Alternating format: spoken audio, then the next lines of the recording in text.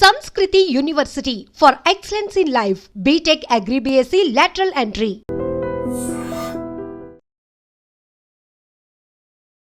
Nellore central jail నుంచి ఓ ఖైదీ తప్పించుకు పారిపోయాడు. పరారీలో ఉన్నటువంటి ఆ ఖైదీ కోసం ఇప్పుడు పోలీసులు ముమ్మరంగా గాలింపు చర్యలు కొనసాగిస్తూ ఉన్నారు. అయితే ఇతను ఒక మర్డర్ కేసులో ప్రస్తుతం జైలు శిక్ష అనుభవిస్తున్నాడు. నెల్లూరు ఓపెన్ జైల్లో వ్యవసాయ పనులు కూడా చేస్తూ ఉంటాడు ఇతను.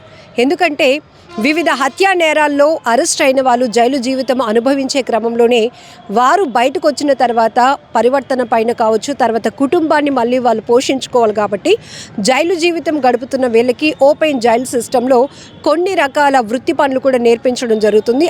అలాగే ఈ సురేష్ అనేటటువంటి వ్యక్తికి విషయం సంబంధించి కూడా వ్యవసాయ పనులు చేస్తున్నారు ఓపెన్ జైలు సిస్టంలో. అయితే ఇతను సంగం మండలం గాంధీ గిరిజన ప్రాంతానికి చెందినటువంటి సురేష్గా తెలుస్తోంది. 2 రోజుల క్రితం ఇతన్ని చూడటానికి బంధువులు జైలుకు వచ్చారు. అప్పటి నుంచి కూడా అతని ప్రవర్తనలో చాలా మార్పులు వచ్చినట్టు కూడా అధికారులు గుర్తించారు. చాలా ఎమోషన్ అయ్యాడంట ఆయన. సో క్షణికావేశం కావచ్చు, ఉద్దేశపూర్వకంగా కావచ్చు, చాలా వరకు హత్యా నేరాల్లో పాల్పడుతున్న వాళ్ళు జైలు జీవితం అయితే అనుభవించక తప్పదు. కానీ ఆ సమయంలో వారిలో కొంతమందిలో చాలా తక్కువ టైంలోనే రియలైజేషన్ వస్తుంది. తను చేసింది చాలా పెద్ద నేరమని, కుటుంబానికి ఒక వ్యక్తిని దూరం చేశాననే పశ్చాత్తాపం కనపడుతూ ఉంటుంది. కొంతమందిలో మాత్రం ఈ పగ, కక్ష సాధింపు నేపథ్యంలో తను చేసింది కరెక్టే అనుకుని వాళ్ళు చేసినటువంటి హత్యలను కూడా వారు సమర్థించుకునే పరిస్థితిలో మరికొందరు ఉంటారు. అయితే ఇక్కడ ఒక మర్డర్ కేసులో జైలు జీవితం అనుభవిస్తున్నటువంటి ఈ సురేష్ అనే వ్యక్తి ప్రస్తుతం నెల్లూరు ఓపెన్ జైల్లో ఆయన వ్యవసాయం పనులు కూడా చేస్తున్నారు.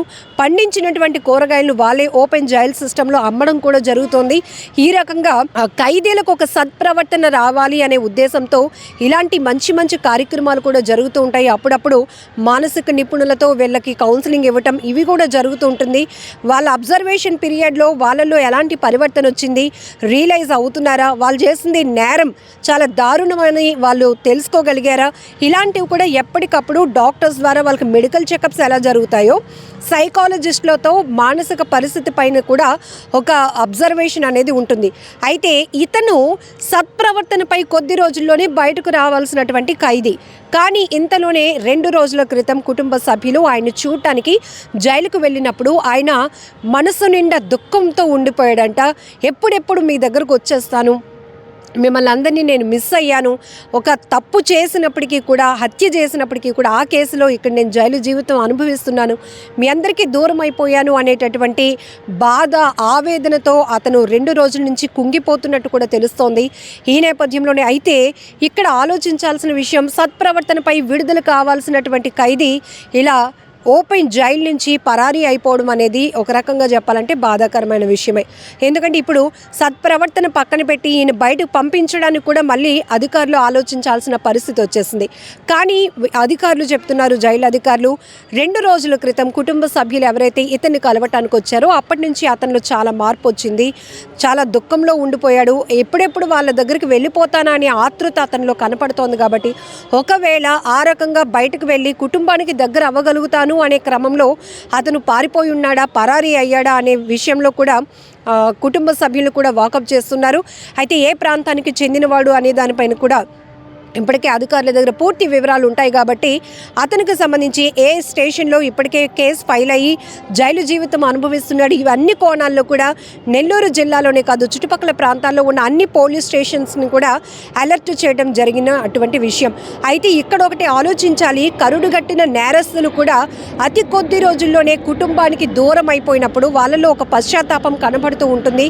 ఇలాంటి వాళ్ళల్లో ఇంకా బయటకు వచ్చినాక మళ్ళీ ఇదే రకమైన నేర ప్రవృత్తి కొనసాగించకుండా ఉండాలి.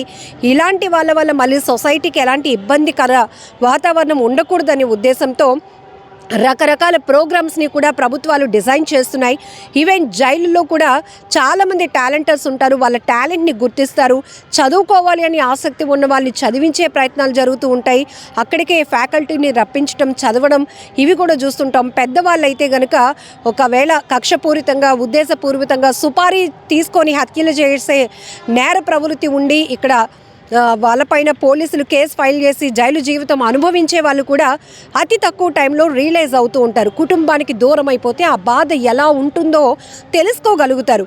ఆ క్రమంలోనే ఇలాంటి జీవితం నాకొద్దు, నేను మారిపోవాలనుకుంటున్నాను, బయటకు వెళ్ళిన తర్వాత నాలో ఒక కరుడుగట్టిన నేరస్తుల్లా కాకుండా ఒక మంచి ప్రవర్తన కలిగినటువంటి వ్యక్తిగా నేను మళ్ళీ ఒక కొత్త వ్యక్తిగా సొసైటీలో నేను తిరగాలి, నా కుటుంబానికి నా వల్ల ఎలాంటి చెడ్డ పేరు రాకూడదు అనేటటువంటి ఆలోచన కూడా చాలామందిలో కనిపిస్తూ ఉంటుంది. ఆ రకంగానే ఈ ప్రోగ్రామింగ్స్లో కూడా వాళ్ళ ప్రవర్తనని అధికారులు ఎప్పటికప్పుడు మానిటరింగ్ చేస్తూ ఉంటారు.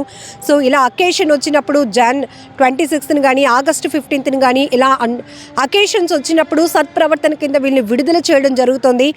ఎప్పుడెప్పుడు విడుదల అవుతారని కుటుంబ సభ్యులు, ఇంట్లో పిల్లలు, భార్య కళ్ళల్లో ఒత్తులు వేసుకొని ఎలా అయితే ఎదురు చూస్తారో వీళ్ళు కూడా 4 గోడల మధ్య ఇలా నేను ఉండిపోయాను, నేను చేసింది అతి పెద్ద తప్పు అని గ్రహించి రియలైజ్ అయ్యి పశ్చాత్తాపం చెంది ఎప్పుడెప్పుడు నేను బయటకు వెళ్తాను, కుటుంబ సభ్యుల దగ్గరికి చేరుకుంటాను అని వాళ్ళు కూడా వెయిట్ చేసే పరిస్థితి ఉంటుంది. అయితే ఇక్కడ ఈ సురేష్ అనే వ్యక్తి మర్డర్ కేసులో జైలు జీవితం అనుభవిస్తున్న వ్యక్తి కొద్ది రోజుల్లో సత్ప్రవర్తన కింద బయటకు రావాల్సినటువంటి వ్యక్తి కేవలం కుటుంబ సభ్యుల ప్రేమకు కనెక్ట్ అయిపోయాడు, వాళ్ళ ప్రేమకు లొంగిపోయి పరారైపోయాడు అనే కోణంలోనే ఇప్పుడు ఈ డిస్కషన్ అంతా నడుస్తోంది. ఏదేమైనప్పటికీ కూడా ఇప్పుడు తిరిగి మళ్ళీ అతన్ని సత్ప్రవర్తన కింద బయటకు పంపించే పరిస్థితులు కూడా ఉండవు.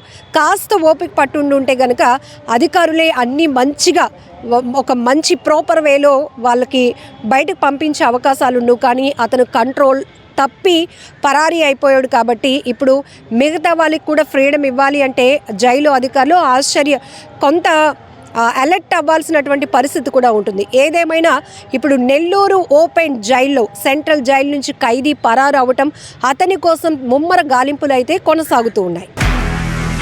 నిజంగా ప్రస్తుతం ఉన్నటువంటి సమాజం దేనికి ప్రయారిటీ ఇస్తుంది? ఆర్థిక సంబంధాల చుట్టూ మాత్రమే తిరుగుతుంది. మళ్ళీ ఎన్నికలంగానే చాలా విరక్తి కలుగుతున్నాం. మంచి అనిపిస్తుంది కదా, లేడీస్ కూడా ఛాలెంజింగ్ జాబ్స్ చేసినప్పుడు చాలా బాగుంటది. ట్రాఫిక్ అసిస్టెంట్స్ గా నియమించిన ట్రాన్స్జెండర్స్ అందరితో సాల్యూట్ చేయించుకుంటున్నారు. ఫుడ్ డెలివరీ ఇవ్వటానికి వెళ్ళినటువంటి డెలివరీ బాయ్ అనిల్ పై కళ్ళ ముందు